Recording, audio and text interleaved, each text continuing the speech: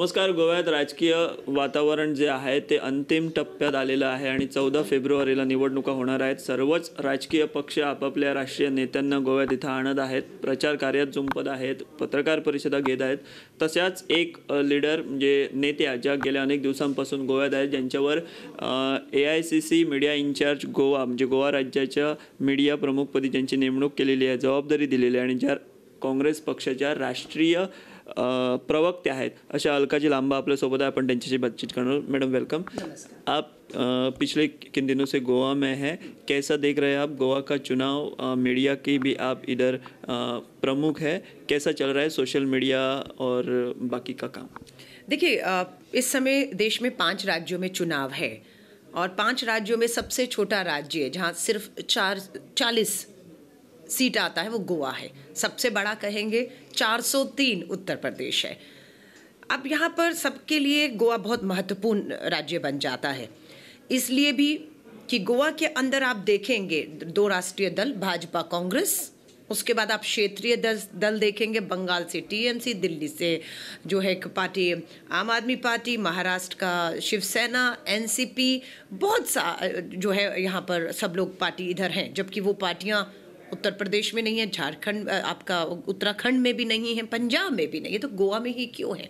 क्योंकि ऐसा लगता है कि गोवा छोटा राज्य है, इसलिए सब इसको अपना प्रयोगशाला बनाना चाहते हैं, अपनी राजनीति की प्रयोग करने के लिए यहाँ पर आ रहे हैं, जिसमें आपका प्रयोग इन क्षेत्रीय दल जो बाहर से आ रहे हैं फेल हो गया तो ये तो चले जाएंगे, गोवा का क्या होगा?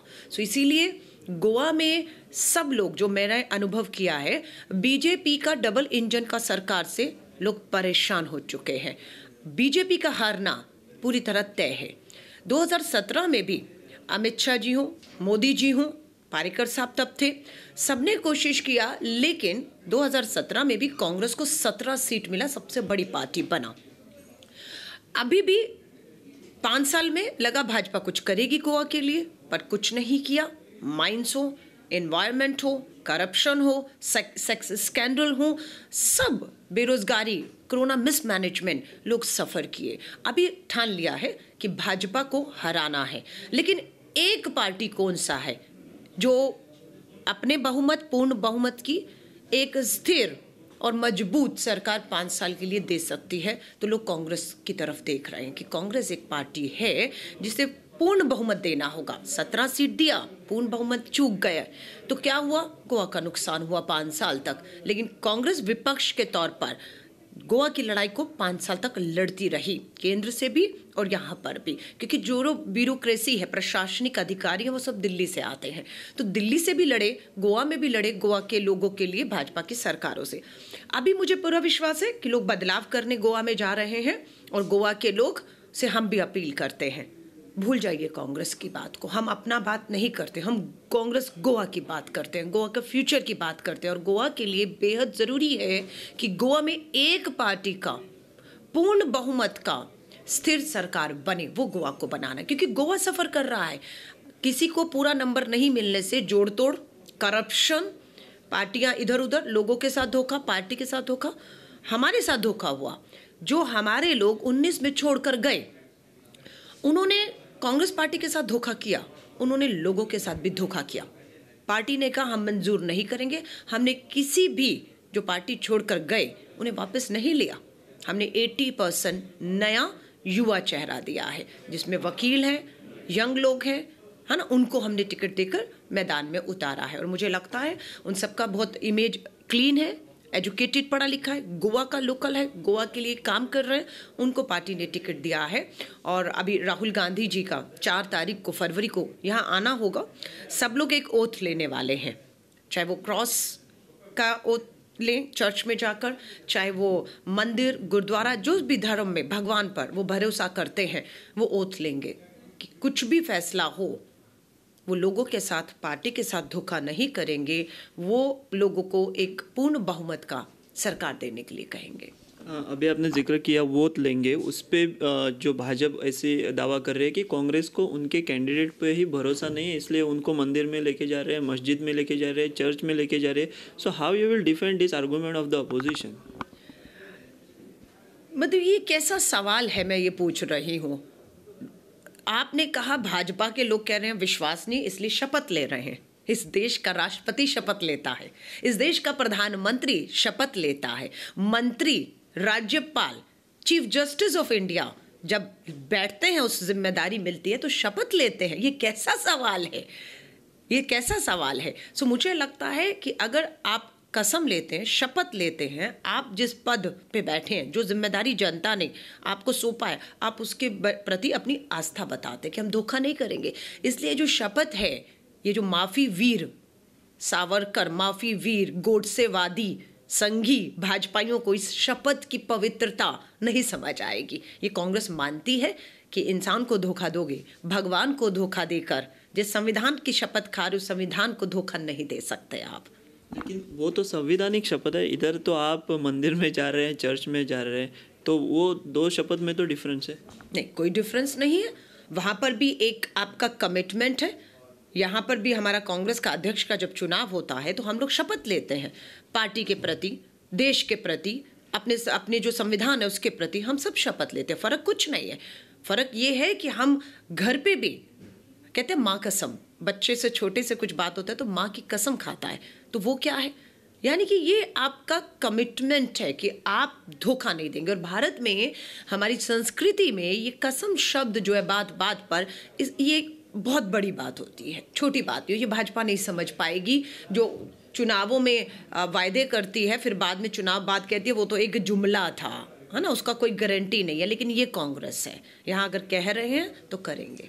आपने जिक्र किया अलग अलग पार्टियां जो है वो गोवा में आ रही है। ऐसा बोला जाता है कि ऑल दिस पार्टीज हुआ कंटेस्टिंग इन गोवा, टीएमसी, आप they will split the Congress votes.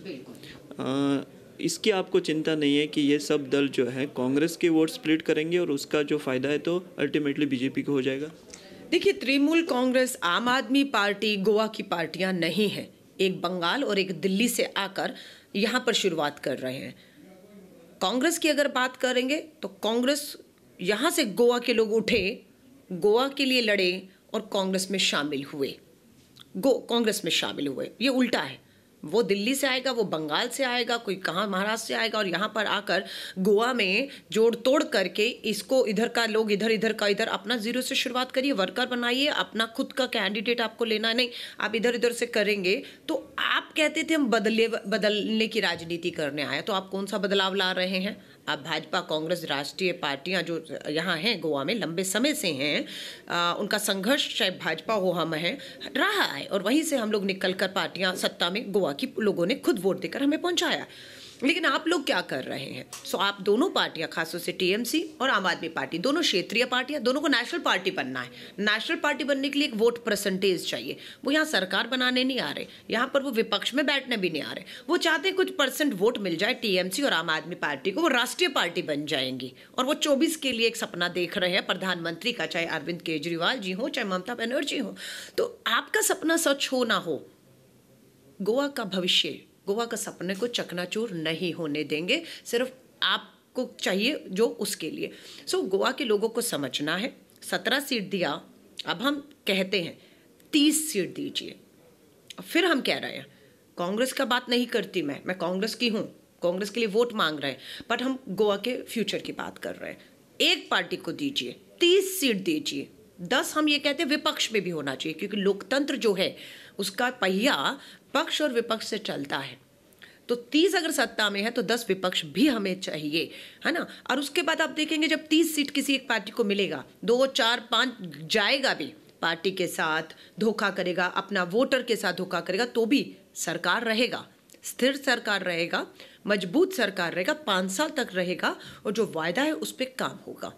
और लोगों को दिख रहा है कांग्रेस के अलावा कोई ऐसा पार्टी नहीं है जो अपने दम पर पूर्ण बहुमत की स्थिर ईमानदार सरकार बनाए, वो कांग्रेस है। इसलिए मैं लोगों को कह रही हूँ एक तरफा जाइए। ये 5 राज्यों की जो इलेक्शंस है, as a national spokesperson I like to ask you, लोग राहुल गांधी जी पर इस बार कितना भरोसा रखेंगे? आपको उस पर कितना भरोसा है कि लोग वोट देंगे राहुल गांधी के लीडरशिप के अंडर?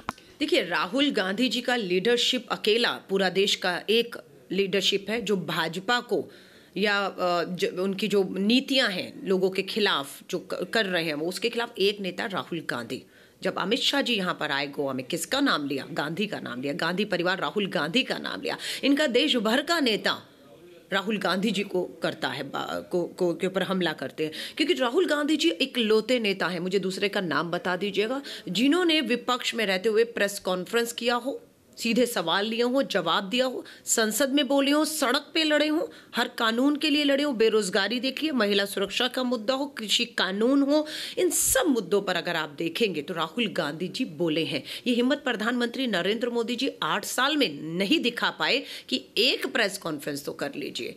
अरविंद केजरीवाल भी हूँ, प्रेस कॉन्फ्रेंस करेंगे, सीधे सवाल नहीं लेते, एक माइक रखेंगे और बाइट देकर निकल जाते हैं, है ना। वहीं ममता बनर्जी रखें तो उनका अपना है, मायावती देखें तो वो एक ही नेता है जो देश की लड़ाई को भाजपा से सीधे तौर पर लड़कर लोगों का हक और अधिकार देने की बात कर रहे हैं।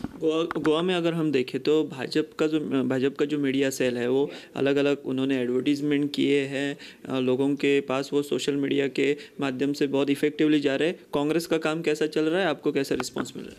कांग्रेस का सोशल मीडिया कहें, क्योंकि ये पहला चुनाव है आज़ादी के बाद, पहला जो पूरी तरह वर्चुअल एंड डिजिटल पर चल रहा है। कोरोना महामारी के बीच में बड़ी रैलीज नहीं हो रही हैं।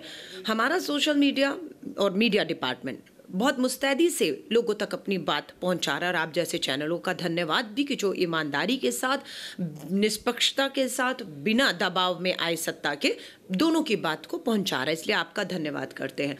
लेकिन अगर आप कहेंगे पैसे के हिसाब से, जिसमें कोई दो राय नहीं, कांग्रेस पैसे के मामले, फंड के मामले में बहुत पीछे है। अभी जो 2021 का, 19-20 का अगर आप देखेंगे, अभी जो ADR सर्वे ने रिपोर्ट पेश की है, भाजपा के पास कितना फंड है? 4,500 करोड़ से ऊपर, 4,500 करोड़ के ऊपर से। वो पार्टी जो भी अभी सत्ता में आई है 8 साल पहले। कांग्रेस कितना साल पुराना पार्टी है? 135 साल।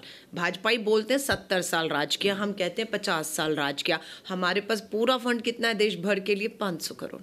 भाजपा जो अभी आई है उसके पास कितना है? 4,500 करोड़। सो पैसे के मामले में वो बहुत आगे हैं। कारण ये कि पूंजीपति मित्रों को हर चीज़, आज भी एक और 12,000 करोड़ में कुछ और भी बेच दिया है, तो देश की विरासतों को पूंजीपति मित्रों के हाथ में वो बेच रहे हैं लगातार, और पूंजीपति मित्र इनको चुनावी चंदा दे रहे हैं, और उस चुनावी चंदे पर, पैसे के दम पर, सत्ता के दम पर ये वोटों को प्रभावित करके चुनाव जीतकर सरकार बनाना चाहते हैं। जनता ऐसा नहीं होने देगी।